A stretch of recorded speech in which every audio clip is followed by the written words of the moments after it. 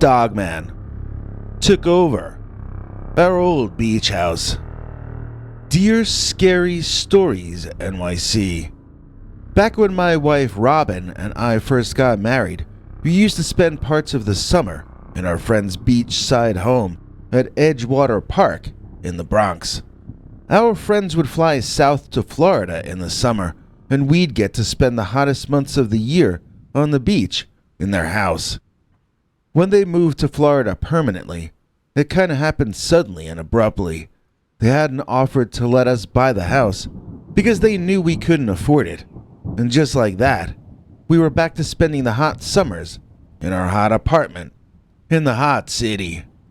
One day, a couple or 3 years later, we got nostalgic and decided to drive over to the old neighborhood and just eyeball the place. We had no plans to bother the current tenants or anything like that, but we missed spending our summers there.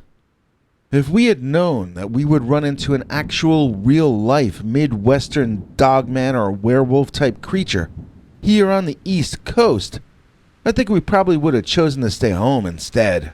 Well, when we arrived at that beach house, the skies opened up.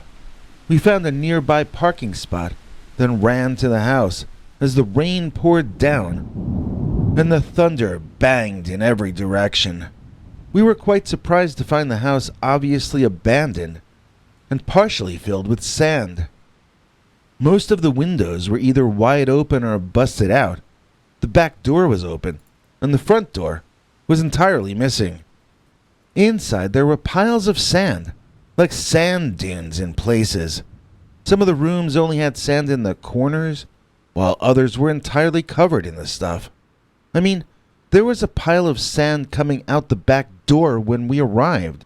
I can't tell you what happened in that place, but I can assure you that it did in fact happen. The interior seemed to have been emptied out of furniture and appliances, but in their place was sand, and more sand. It came up to my waist in one room. My wife was saying that we should build a campfire out back and spend the night on the beach, like old times. I pointed out that we were trespassing, and she laughed at me. Yeah, it looks like the current owners really care that we're here, she joked. It was a valid point, but something told me that we should sort of pay our respects, then get the hell out of there. I don't know what it was, but something was making me feel uneasy and unwelcome in that formerly happy home.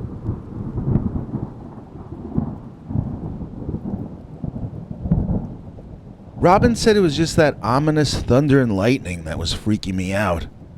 She suggested we should check out the upstairs before we left, and then she walked inside toward the staircase deeper into the house. I really didn't want to follow her, but on the other hand, I felt uncomfortable about letting her out of my range of vision, so I walked toward the staircase just behind her. Well, neither of us made it upstairs. In fact, we didn't even make it to the bottom step. Crashing down from the second floor came a huge, dark figure. He was running so hard that it sounded like he was going to destroy the stairs under his feet. Robin saw him first, and she ran into me as she was trying to run back through the kitchen to get outside. I was also shocked by the loud crashing footsteps and the figure making them.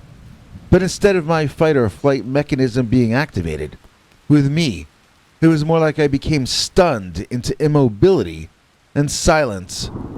While my wife did the proper thing for a living being to do in order to stay alive, I behaved more like prey in the wild, accepting that his demise was imminent. On the other hand, I did get a good eyeful of the creature, and I can tell you what it looked like, just as I had to fill in the details for my own wife as well. It was a bipedal ape-like creature, but it was not an ape. The feet were more like those of a cat or a dog for starters. His front legs were like a man's arms, and his front paws were like the claws of a movie monster.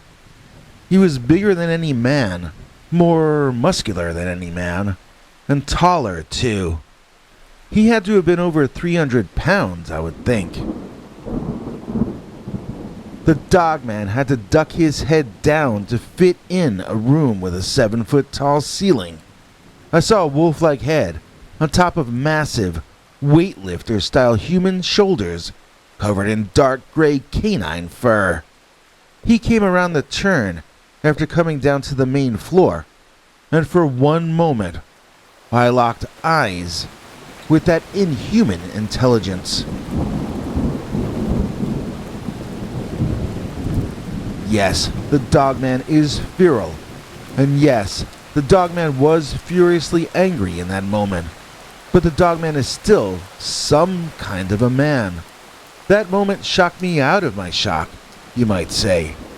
When I looked into those canine eyes, it was the only time in my life I ever saw a non-human intelligence looking back at me. This was the moment when I first realized that humanity is not the be-all and end-all of nature and reality. I now see human beings as just one model of life, just one way in which life can express itself intelligently. We aren't so much the rulers and owners of this planet as we are one of the kinds of people who live here. I put my hands up in front of me, not to signal surrender, but to show the beast that I was unarmed. I didn't know if that would mean as much to a non-human intelligence as it would mean to another man or woman, but I did it anyway. Slowly, showing him that I was defenseless, I backed up, one step at a time. I know now that they say not to make eye contact with a threatening and potentially violent animal, but I hadn't heard that yet back then. The Dogman and I locked eyes, and I felt by the expression in those eyes that he was comprehending what I was trying to communicate. First, I had no weapons, and I was not a threat. Second, I hadn't realized that I was intruding, and I was eager to leave. I saw the beast man take a deep breath, and then he stunk the room up as he let it out. He seemed to be fine with me leaving, so I continued to do just that. As I was a few feet away from the kitchen door and a safe escape, I remembered that I had brought my pocket camera with me. Those were the days before cell phones, but I did own a little Kodak camera that I had loaded with film in case I wanted to take any pictures while we were out at Edgewater Park. Standing in the kitchen, I decided to reach into my back pocket and pull the camera out to attempt to get a trophy shot of that huge dog-headed ape man standing in the next room. Well, I don't know what the Dogman thought I was pulling out of my pocket, but he flew into a canine rage, flying forward, toward me, baring his teeth, and making every angry dog noise all together at once. I dropped the camera and ran out of the house saying, I'm sorry, over and over like an idiot. I don't think I stopped running till we were in the car and driving away, to be honest. My wife kept asking me what happened, and I just kept gibbering how sorry I was like a complete moron. Laugh at me all you want, but I don't know how together you'd be if you just got chased out of the house by a big hairy guy over 7 feet tall. This all happened years back, so I'm sure the Dogman moved on long ago. If you look at a map of Edgewater Park and pull back, sure you see the South Bronx and all that on one side, but on the other side is northern Long Island with lots of nature right over there. Maybe that's where the Dogman was migrating to, or maybe that's where he was migrating from. Maybe the Dogman goes from place to place by swimming. That might explain a lot. My point is that I doubt the Dogman was living in that strangely wrecked house on a long-term basis. I think he was just using it as shelter while he was passing through.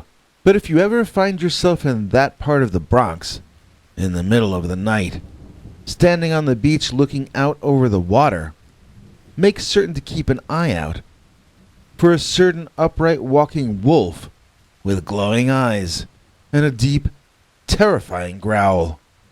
Because that isn't just any beach over there. That's the place where Dogman took over our old beach house. Whether you're a giant or if you're a runt, we'd like to say thank you to dear old Matt Hunt. Matt Hunt, the first person ever to use the thanks button under this or any of our videos to donate to us in British pounds. At least I think that's what it was. Thanks, Matt. And if you send me an email at scarystoriesnyc@gmail.com, I'll send you links for a month of secret uncensored Dogman stories far too wild to ever run on this channel. You can still obviously join either our channel memberships or our PayPal subscribers and receive secret episodes and advanced previews that way. International TV spokesmongrel Henry Lee Dogman will be along at the very end of the show to bring you all the deets of how you too can get cool perks while helping our channel stay online. But now let's jump into our next story, which is called I Am Dogman, Bringer of Lightning and Pain. Dear Scary Stories NYC, I've got a story about seeing a dogman bring the rain with him. I believe I saw evidence that when we are discussing the dogman, we are talking about something with far more power than a bear or a cougar. We're talking about something with more power than humans as well. Please allow me to explain. I am from the Great Lakes region, and when I was young, my friends and I used to like to hang out in Rogues Hollow, which is a little natural area in Ohio. It always felt like a spooky place to me somehow, and we'd sometimes challenge each other to see how late we would dare to stay. Usually once the sun started to set, we'd bolt, but other times we'd be there as the sky darkened. Inevitably, we'd hear an animal sound in the distance, or something large walking in the nearby trees, and then we'd head out of there. Let me put it this way. When we were young, we loved to tell scary stories to each other, to try to spook ourselves. But none of us had the nerve to tell a scary story at Rogues Hollow. Just being there was the scary story all by itself. Of course, I won't go there anymore, not since the early 1990s, when the incident I'm about to describe to you went down. We saw something that day which must have been the same thing they see in Wisconsin and Michigan. Over there they call it the Dogman, so I guess that's what I'll call it in this narrative. I'm not so sure this was an ordinary biological animal, as I've heard some people describe the Dogman in those other places. There were a lot of aspects of what happened to me and my friends that sure felt more like we were having a paranormal or a supernatural experience than merely seeing a predatory mammal. I'm finding this difficult to write because I'm trying to find a way to describe what happened that doesn't sound crazy. No matter what words I use, though, it still comes out sounding like something that I myself would probably laugh at if it had been written by someone else. I can hear the voice of my late father in my head accusing me of being dramatic and theatrical. He was never proud to have me as a son. He used to say that he had hoped to father another Gary Cooper, but instead, he fathered another Alice Cooper. He thought that was so funny, and it was such a big insult, but I think Alice Cooper is actually a lot cooler than I am, so I didn't really mind the comparison all that much. It stings now, looking back on it, that I was never as manly as my father wanted me to be. If he were alive now, and I told him the Dogman story I'm about to tell you, he'd be rolling his eyes and calling me names for certain. Even though he's been gone for years, I'm still battling against his memory to get up the nerve to admit that this really happened, that I really had this inexplicable experience, and that there is more to the Dogman than just recognizing the presence of one more canine predator to science's list of officially recognized animals. Dogman is one of, I think, a number of unrecognized species which would have to be considered humanity's intellectual equals, or perhaps even superiors. Now let me tell you what happened to me, because I think this narrative proves the points that I'm trying to make. So we were there in Ohio at Rogues Hollow, hanging out some ways away from the water, sort of hidden in the darkness under the edge of a patch of trees. It was me, my friend Mello, who has since left us, God rest his soul, and a girl we nicknamed Napa because she came from California. I've lost touch with Napa. I don't even know if she's still among us. I'm not sure if I ever actually knew her real name, but if I did, I've since forgotten it. It was the middle of the summer, either late June or early July, and we were in our early 20s, feeling free. The sun was up later that time of year, and so we were in Rogues Hollow a little later too. The sun had just started to set on a beautiful evening, and so it must have been around 8 o'clock or something like that. Out of nowhere, we heard thunder approaching.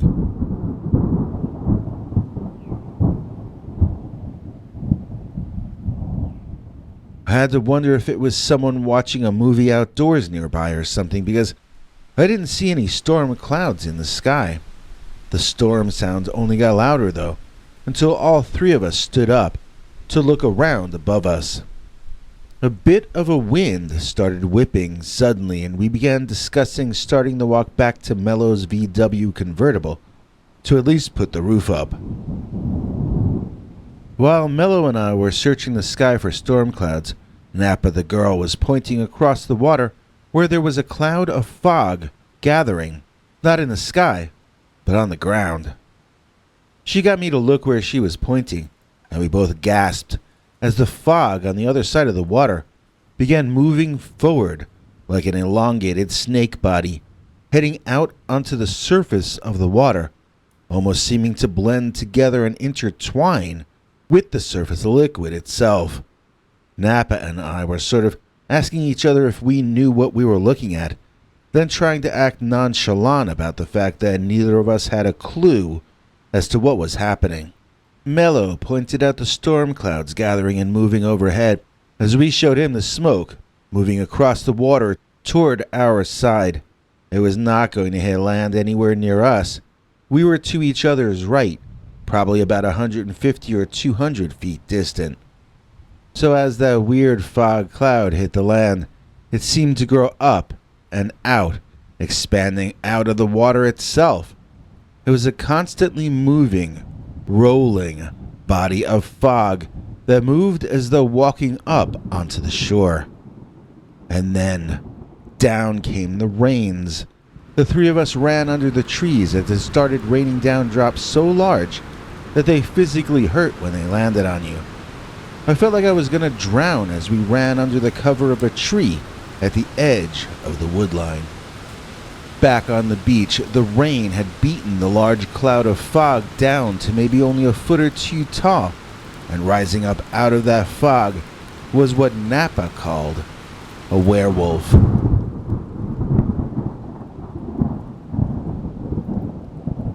It had dark brown wet fur covering its entire wet body. It did not have mange. It was not a skinny bear. It was largely humanoid, but its legs and head appeared more like those of a wolf than a human. It was not an upright walking canid. This was a bipedal canid man, or maybe anthropoid canine or something. In other words, it was a mix of man and dog. It was not merely a dog walking on its hind legs. I could swear it had hands, but I was not specifically looking for them, and I was pretty surprised in the moment. We all later discussed how we wanted to leave, but we also couldn't take our eyes off of that beast man, who seemed to have been born out of the living fog, who seemed to have brought the lightning storm with him.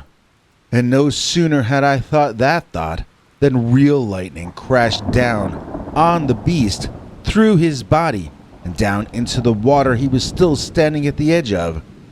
Not only was the beast illuminated in bright lightning light, but so was the water, the entire body of water.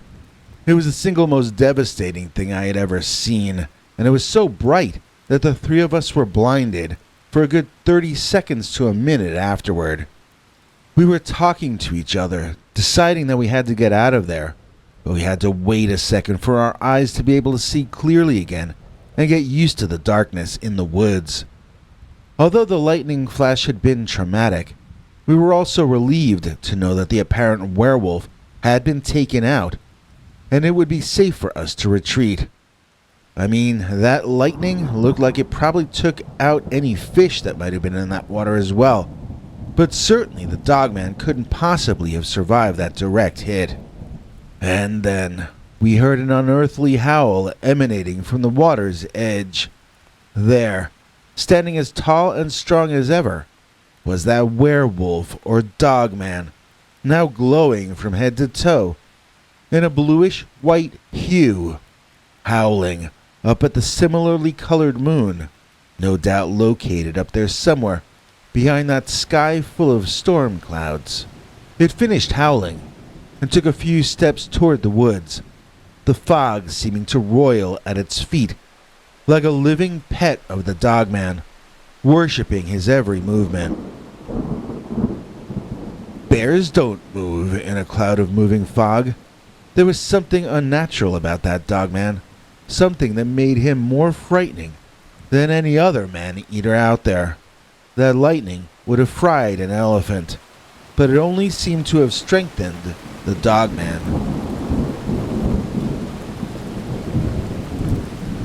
In that moment, I realized that he was some kind of a super creature, something the ancients would have called either a god, or a demon, or a hero, or a giant, perhaps. I saw him glowing as he walked in the night. I saw something that could not have been a natural animal. Holding on to each other, the three of us made our way into the dark woods, racing toward where we had left the convertible. We could hear the Dogman crashing in the forest behind us, but I know I never looked back. When we found the car, we jumped into it while it was raining and before putting the cover back up. We were a lot more interested in escaping the Dogman than we were in our own personal discomfort, so we drove out of there, roof down, in the rain, sitting in puddles, looking to get back to the world of normal as soon as possible. We got pulled over a few miles away by a state trooper who was concerned we might be tripping or something. He didn't understand why we hadn't put the roof up before driving in the rain.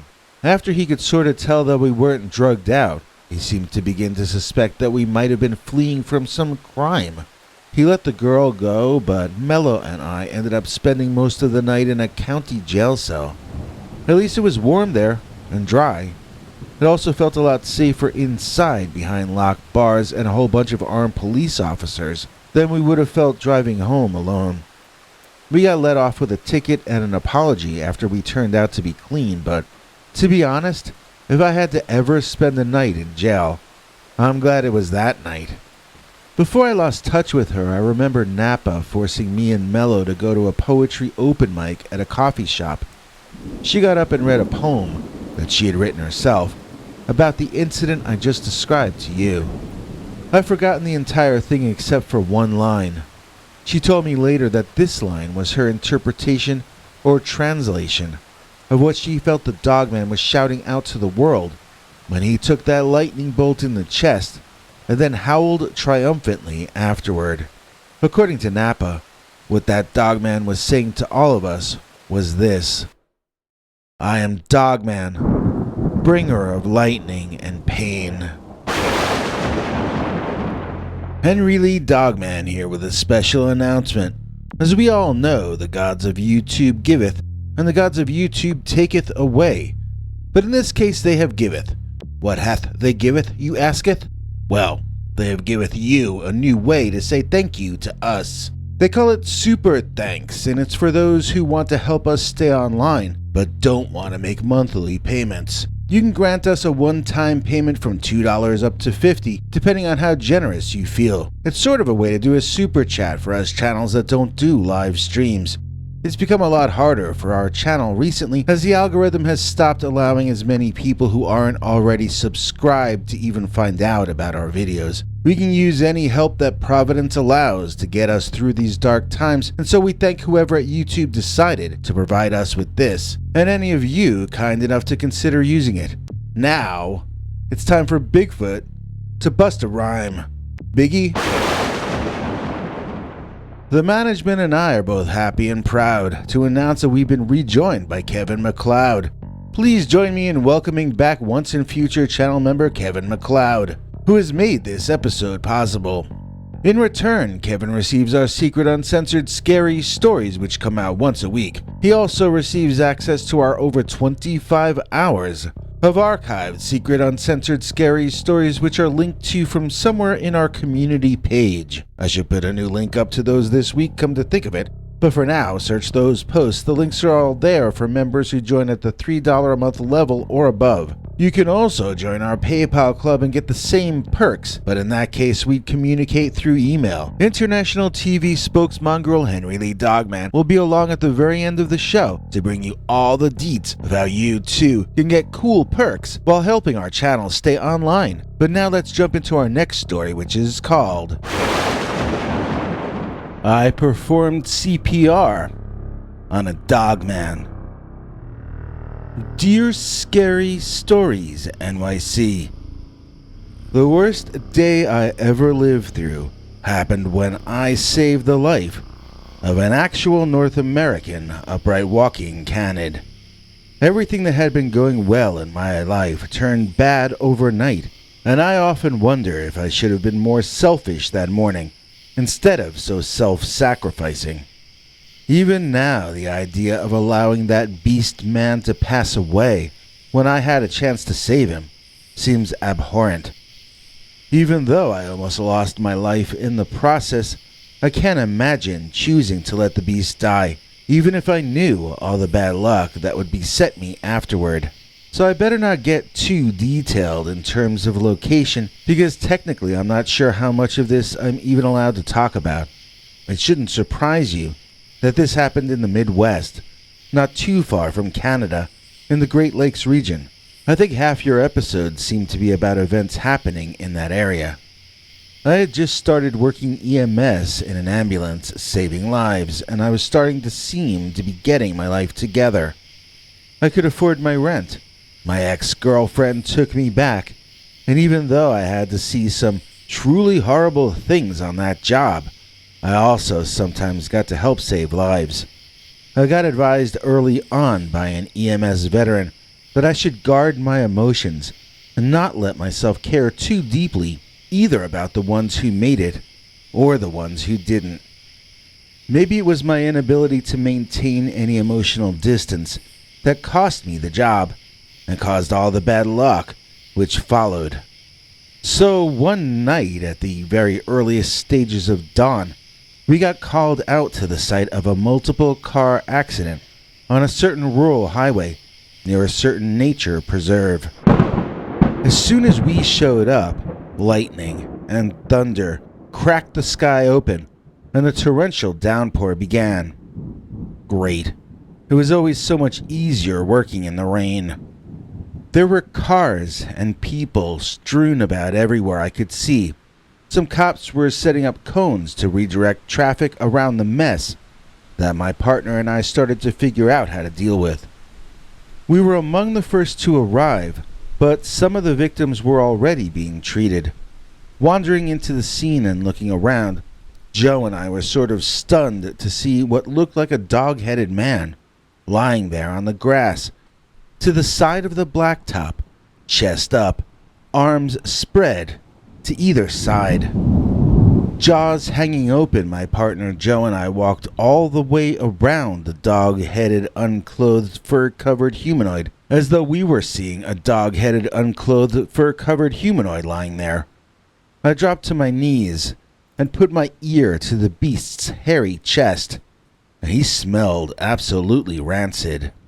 I listened for a while, and I didn't hear his heart, nor did I hear him breathing. By the way, I wouldn't find out till later that night, but that must have been the moment when I became infested with fleas. I bet that's happened to a lot of Dogman experiencers, but it's not something that most people would want to brag about.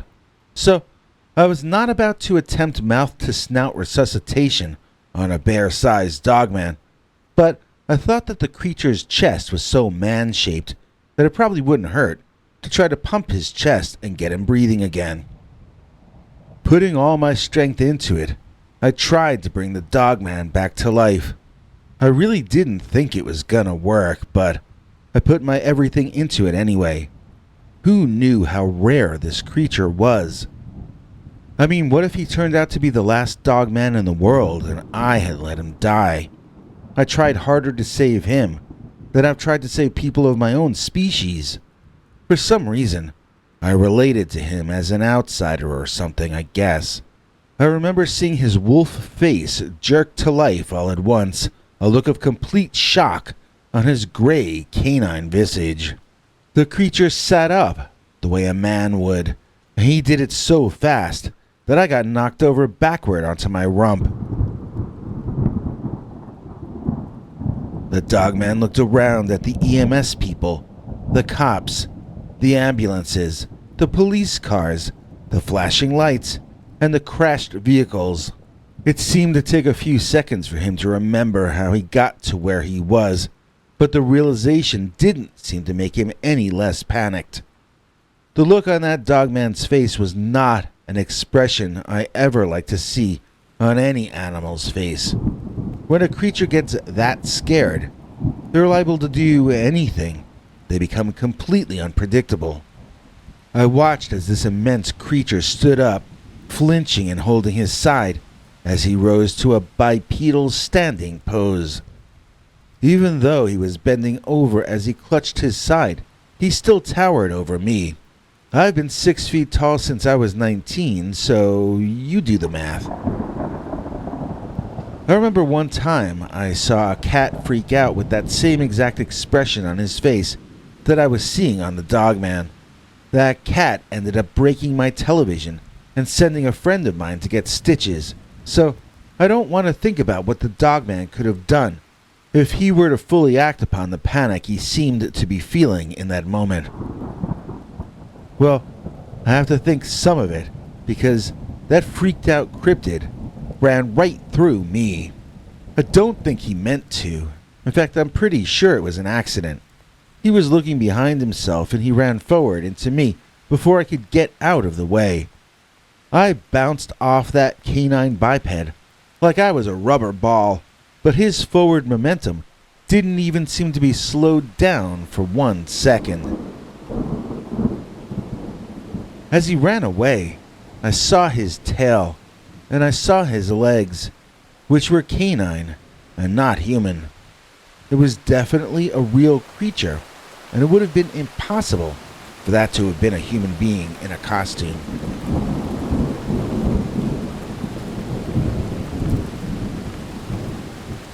A crowd of people watched him run into the woods alongside the road and disappear from our view. Now, if the drama of that breaking dawn seemed excessive, it was nothing compared to the aftermath. I was the only one who even wanted to report the presence of the Dogman at this event. One of the drivers told me privately that the entire accident happened because that Dogman had run out into traffic. In trying to avoid hitting him, all these cars slammed into each other instead. Everyone survived, some with injuries, and most with expensive damage to their vehicles. They all wanted to play ball with the insurance companies, and nobody wanted to report the Dogman as the cause of the accident. My superiors at my job didn't want me to report the presence of the Dogman either. That didn't sit well with me, as I'm kind of a straight shooting sort of a guy. I like to tell it as it is. I don't like to pussyfoot around. Well, let's just say I wasn't long for that job. And then after that, it wasn't long till I was broke. My girlfriend left me again, and it took me almost a year to find another job that covered my expenses. That's what I get for sticking my neck out for a carnivorous predator. My life went from bad to worse ever since the day that I performed CPR on a dogman.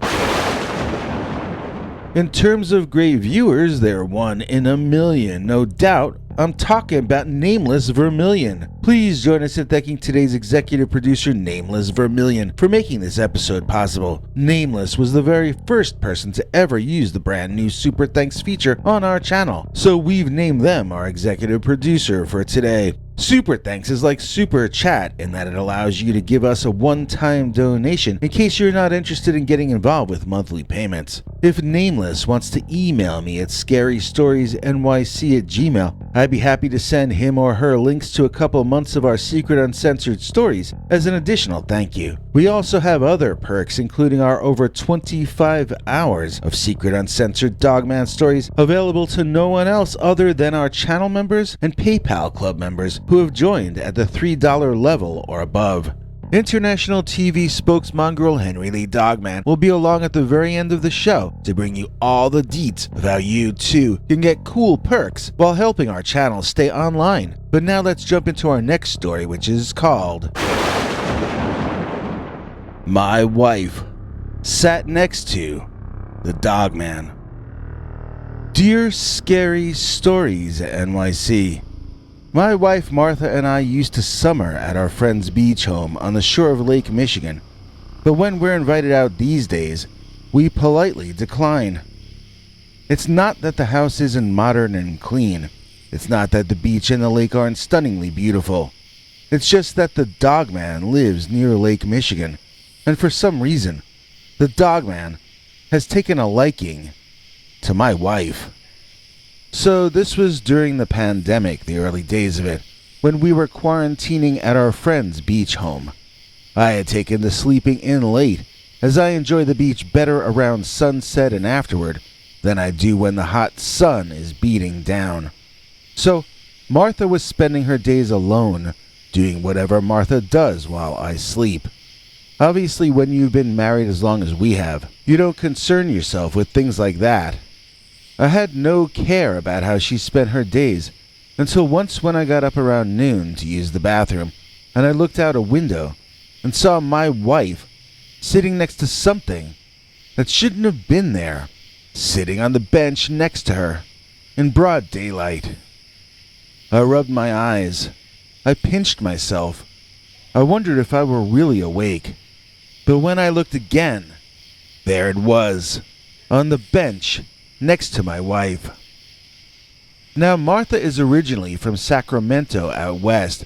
She's not a native of this area like I am. I sussed out that she must not have realized that she was sitting next to an actual Michigan dogman. I had seen a dogman once in my youth prowling around the edge of my childhood friend's property just outside of Grand Rapids. It was tall, like Bigfoot tall, like 10 feet tall, and it had glowing eyes as it watched us from the darkness. Even though it clung to the shadows, it made noise. It seemed to want us to know it was there. I got the vibe that he wanted us to be afraid of him, that he somehow got off on being a creep, you know? One of those creatures God put on Earth to keep the rest of us from getting too complacent or enjoying life too much. I have a feeling God was in a bad mood the day he created the Dogman. My friend at that time would tear up when he talked about the monster, even though the thing had never done anything truly damaging to him or his family. It never attacked their family pets, nothing. It just stared at them in the night though, and that slowly broke them down and tore them apart. At least, that was the way I interpreted his parents' divorce when I was young. I felt like it was the Dogman that drove that marriage and that family apart. Now I was looking out at the Dogman in broad daylight on the beach, threatening to damage or destroy my own marriage. And all at once, I felt like that scared kid inside all over again. The Dogman sitting next to my wife Martha was not as large as the one I had seen that time as a youth. Don't get me wrong, it was man-sized. It was the same size that I was, roughly speaking. Clearly, this was a different beast than the one that lurked in the shadows on my buddy's parents' property decades back. Yet, I felt as though the dogman would recognize me if he saw me again. This creature was essentially a humanoid canine. He was sitting on the bench next to Martha in the way a human would sit, not the way a dog would do it. How could Martha have not noticed that the dog was sitting like a human being? Its butt was on the seat of the bench, and its legs dangled off the front, same as Martha's. How could she be so distracted as to not notice the humanity of the thing, the monstrosity of it? Panicking, I didn't know what to do. If I charged at the two of them, I might frighten the beast man. A frightened animal can be a dangerous animal, and I didn't want to do anything that might cause the dogman to hurt my wife, even by accident. I needed to calm myself down and think rationally, but I found myself hyperventilating and sweating profusely. I hadn't planned on dealing with this. I had only planned on going to the bathroom, then going back to bed. This was quite overwhelming in that moment. And then, as I looked out the window at them, my wife casually leaned over toward the man-sized predator, and she began stroking the hair on the back of his head.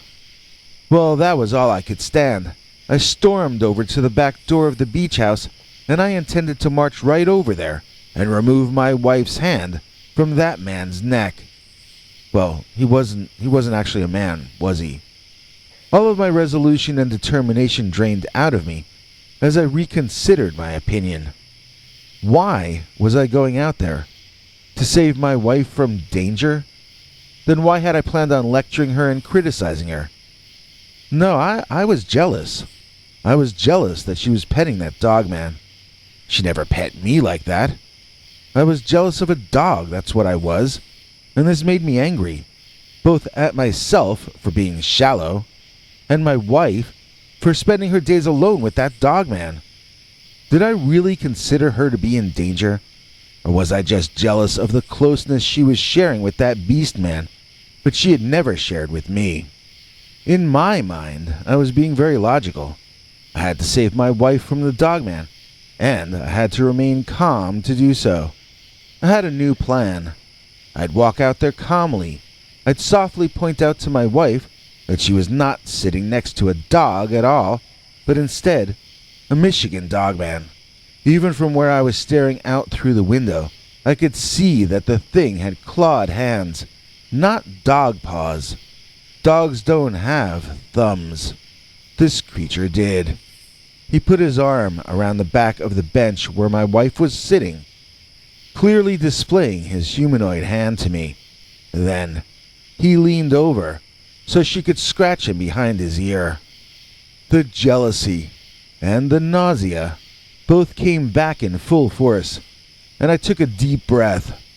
The time was then or never, and I marched out the back door and across the beach to where the two of them were sitting. I called out to Martha from a distance, and she smiled and waved. "This is Scooby," she said, motioning toward the dogman. She really thought he was just a big dog. She's an intelligent woman, but far more trusting than she should be. Martha hadn't noticed that the dogman stood up as I approached. He stood up on his hind legs. He was just about exactly 6 feet, the same height as me. He stood tall and with good posture, but he did so on canine legs, like the back legs of your pet Fido, but supporting the weight of his entire body. I could see that he was baring his teeth at me before I could hear that he was growling, a very unhappy kind of a growl. Before I knew what was happening, Scooby was barking loudly at me, and I ceased my advancement, standing in place and not knowing what to do. I came out there to save my wife from danger, but now I was the one in trouble. The dogman leaped over the bench and came directly at me. I turned and ran like I was 20 years old again. They say adrenaline can make you do impossible things. And somehow, at the age of 62, I managed to get back inside that house and slam that door before the Dogman tore me apart. He seemed to want to start at my throat and move on from there. He looked at me and he salivated. I don't know why my wife was seen as a companion while I was seen as a Gainsburger, but that's the way it was. The Dogman ran into that back door so hard that I saw the wood begin to buckle. He did it again and again, and it didn't look like that door would last all that much longer. At that point, I heard the voice of my wife outside. Good Lord, why hadn't she run away while she had the chance? It was one thing for the Dogman to try to take me out, but my wife is more important to me than my own life. She saw the Dogman trying to get at me. Why had she not sought shelter while she still had the opportunity? Then I heard what my wife was saying. She was talking to the Dogman. Speaking in soothing tones, she was telling the beast that everything was okay. I had a different opinion on that score, to be certain. As I listened, she calmed the beast down a bit. I heard it, panting hard, whining. It really wanted to break into the house and eat me, but this lady was talking nice to it, and it seemed the beast man really wanted to please my wife. Just how long had she known this animal? What was the nature of their friendship? So, eventually, Martha told the Dogman to skedaddle, and he did. Can you imagine? If you're ever confronted with a man-eating predator in the Midwest, just ask my wife to tell it to skedaddle. I heard it work with my own ears. So Martha still thinks I'm over-dramatic each time I bring this anecdote out of mothballs. If it were up to her, we'd still be summering on Lake Michigan with the Dogman. She doesn't seem to understand how lucky she was that she never got injured, or worse, in all those times she hung out with a 6-foot-tall, upright walking werewolf-type humanoid in Michigan. She thinks people who fear the Dogman are making a mountain out of a molehill. I'm not even kidding. She's agreed that we won't return to that summer home, but she's only doing it to humor me. In her mind, she was never in any danger on the day that my wife sat next to the Dogman.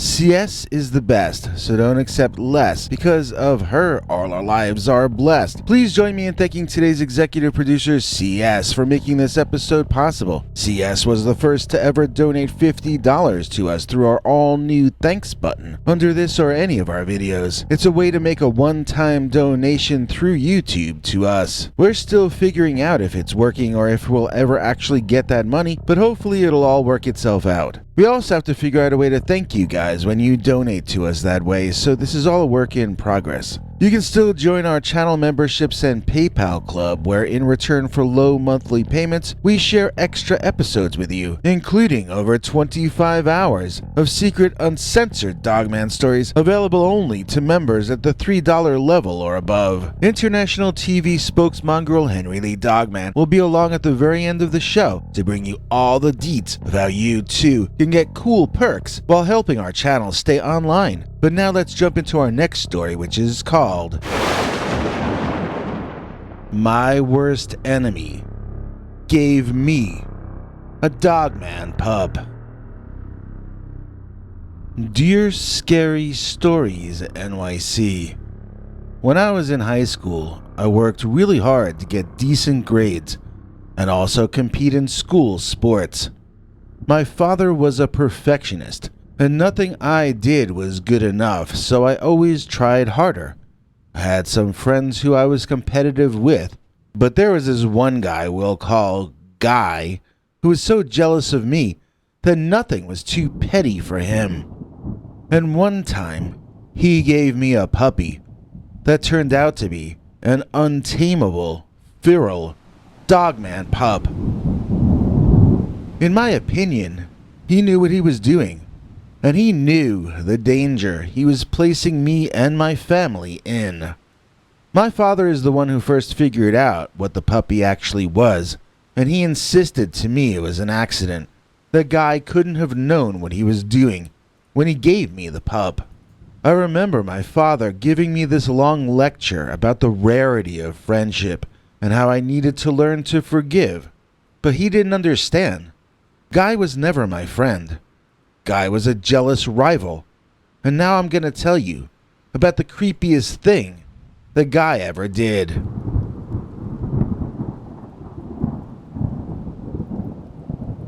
It was my 18th birthday party, and I had sort of open invited everyone in any of my classes.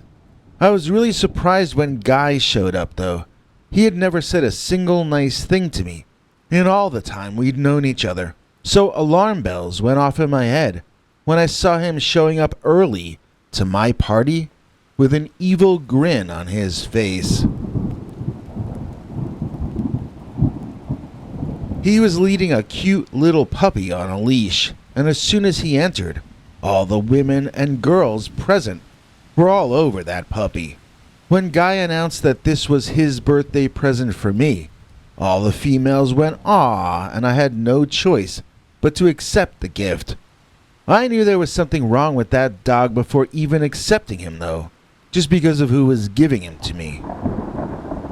So at first, everyone loved Freddy the Dogman.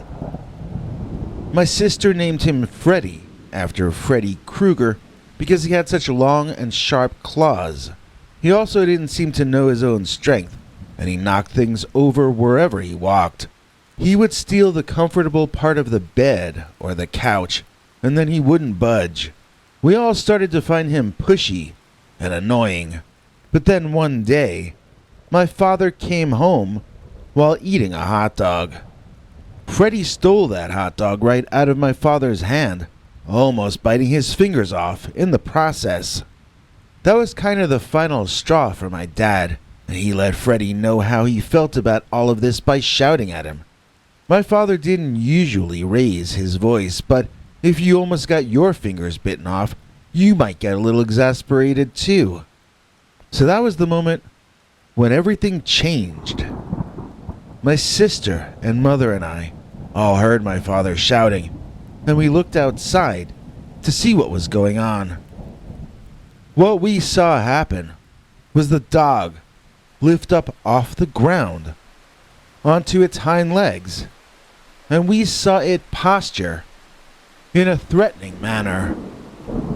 Freddy was so tall when he reared back like that, he was looking down at my father and had a distinct height advantage.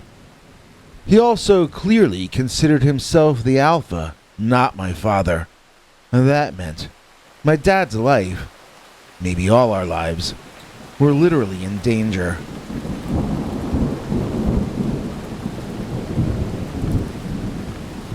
Something took me over. The urge to protect the man who had protected me for so long, I guess.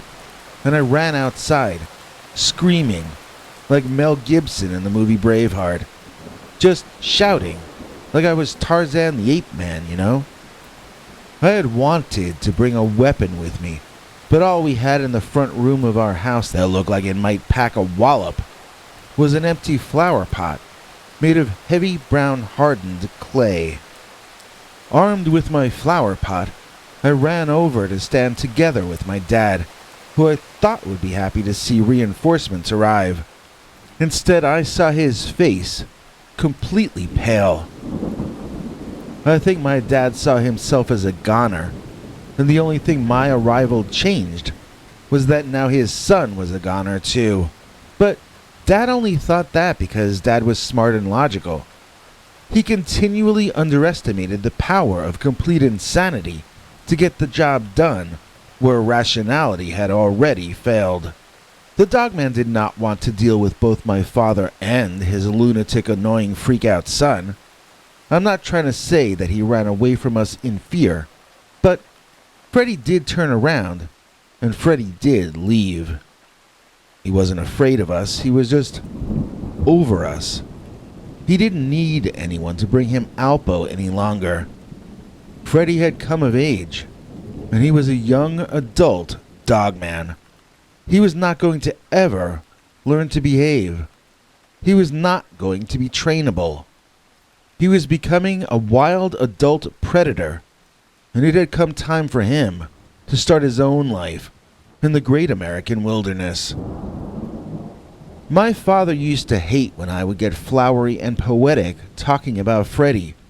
His view of it was that the dog was too stupid to know a good thing when he saw it, whereas I would imagine aloud how I saw Freddy living wild and free, maybe finding a mate and siring a new generation of upright walking canids. My father would snort that Freddy was so stupid. He probably got run over by a truck before he got 2 blocks from his starting point. Either that, or maybe he got picked up by a dog catcher. In either case, the idea of grieving the loss of the creature was alien to my dad. Good riddance to bad rubbish is what he used to say, and my mother would go tisk tisk. So, I never saw that big dog again, but my sister told me that she once did. When my father passed on years later, I was on the West Coast and had to hear the news over the phone. It was my sister who called to tell me. She was calling from our old home. During the phone call, my sister looked out the window into the dark, rainy afternoon. She asked me to hold on for a second, and so I did. When she got back on the line, she told me that she had thought she was imagining it through her tears and through the rain. But it was true. It was really there. I started to ask her what she was talking about. What was there? But then I stopped, because I knew. She told me that it left when it saw her notice it out there. After that, during the rest of the period when she wrapped up my father's final affairs, my sister kept her eye out for Freddy the Dogman. She never noticed him again, though. It seemed he just showed up that one day. Maybe to pay his final respects to my father. Maybe to get one more look at my sister. Or maybe he was just there randomly for no real reason. That seems unlikely, but I'm a human, not a dogman. So I can't really know. The only thing I can say for sure is that my teenage years were made a bit more memorable because my worst enemy gave me a Dogman pup. MPW is the one. MPW. Lots of fun. Please join us in thanking today's executive producer, MPW, for making this episode possible via their kind donation. You can either join our PayPal or channel membership club and receive secret episodes and other perks, or you can now make one-time donations to us using the new Thanks button located under each of our videos. MPW, if you'd like to get a few weeks or a month of links to our secret uncensored episodes, just send me an email at scarystoriesnyc@gmail.com and we can make that happen as a way of thanking you for helping us stay alive a little while longer. And now to explain it all in more detail, here's international TV spokesmongrel Henry Lee Dogman. Hank. Thanks for watching till the end. If you liked what you saw, please consider clicking like on the video or sharing it with your friends and family that you think might also be interested. If you would like to see more of our work, please consider subscribing and hitting that bell icon next to the subscribe button so that YouTube will alert you when we put out a new video. To become a channel member and gain access to our special perks, you can click that join link under each of our videos. Another option is to join our PayPal subscribers club at peterbernard.com. You can join for as little as 99 cents on YouTube or $1.50 at peterbernard.com, and that gains you access to our weekly secret uncensored episodes. If you'd like to see our 21 hours of archives of uncensored Dogman stories, then please join at the $3 level or above. To get to watch our shows in advance of the public, please join at our $10 level. That gets you all the perks. If you join our channel memberships, You need to check our community page here on YouTube in order to get the links to the secret videos and other perks. If you're in the PayPal Subscribers Club, Peter will email you all the news and links himself. Once joining the PayPal Club, which is Peter's homemade club, please give him a chance to see that you've joined and to compose you a personal welcome email, as none of that is automated. But whichever you join, we'll name you an executive producer for the next available episode. Do you have a scary experience that you'd like to share with us? You can email us at scarystoriesnyc@gmail.com or call our Scary Stories voicemail hotline at 804-LA-SCARY. That's 804-537-2279. It's a Google voicemail box, so that means it keeps cutting off after every 3 minutes. If your story is longer than that, please keep calling back and we can piece it together on our end. Good night, and have a scary tomorrow.